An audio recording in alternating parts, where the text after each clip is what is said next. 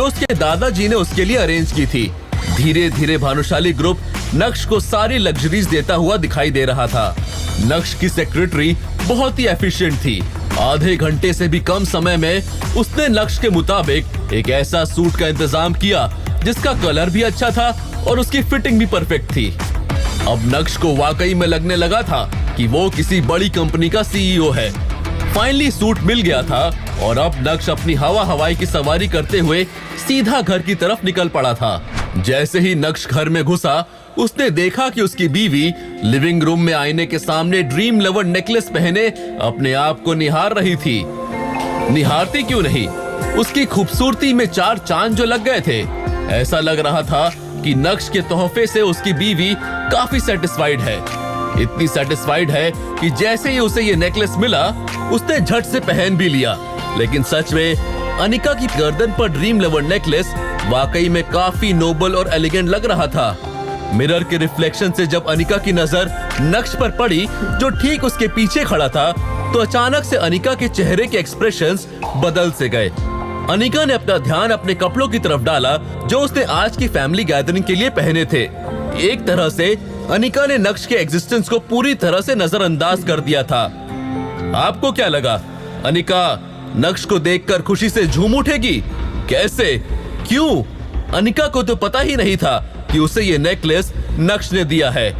उसके हिसाब से तो ये नेकलेस फिहान ने दिया है। अनिका, मुझे जब भी रेड डायमंड नेकलेस मिलेगा ना, मैं डेफिनेटली तुम्हारे लिए लेके आऊंगा। चित्रा जो चेयर पर बैठकर टीवी देख रही थी, जब उसका ध्यान नक्श के हाथ में उस काले हैंडबैग पर गया, तो उसने चौंकते हुए नक्श से कहा, इसमें क्या है? तुम्हारे कपड़े?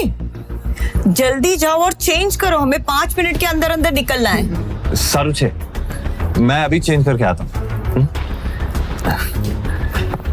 नक्श ने चित्रा से कहा और तुरंत ही अपने कमरे की तरफ निकल पड़ा। चित्रा ने उसे सिर्फ 5 मिनट का समय दिया था। उन 5 मिनट में जितना जल्दी हो सकता था, नक्श ने अपने मुंह हाथ धोए, कपड़े बदले और कमरे से बाहर आ गया।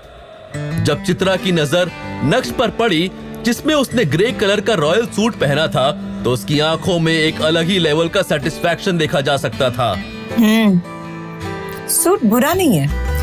पहली बार जवेरी खानदान के दामाद लग रहे हो, वरना हमेशा बुझे हुए चिराग लगते हो। नक्श, जल्दी करो, मुझे तुम्हारे वजह से वापस लेट नहीं होना है। अनिका के चेहरे पर कोई खुशी नजर नहीं आ रही थी।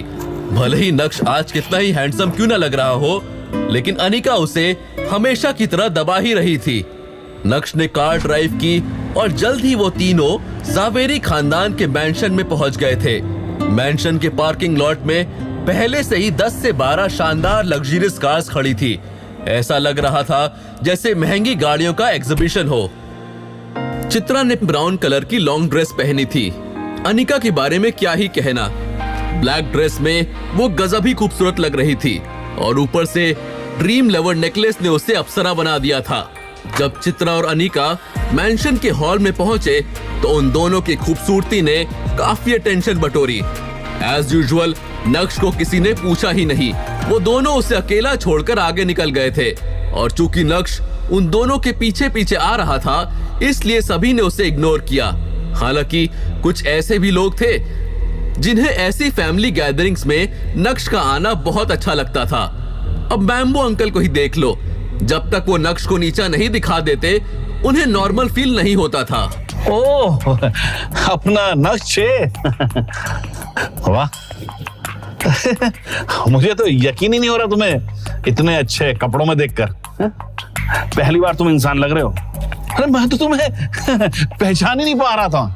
उन्होंने जानबूझकर इतना तेज चिल्लाते हुए कहा जिससे से ज्यादा लोगों की नजर नक्श पर पड़े और वो भी उसका मजाक बनाए। नक्श ने भीनी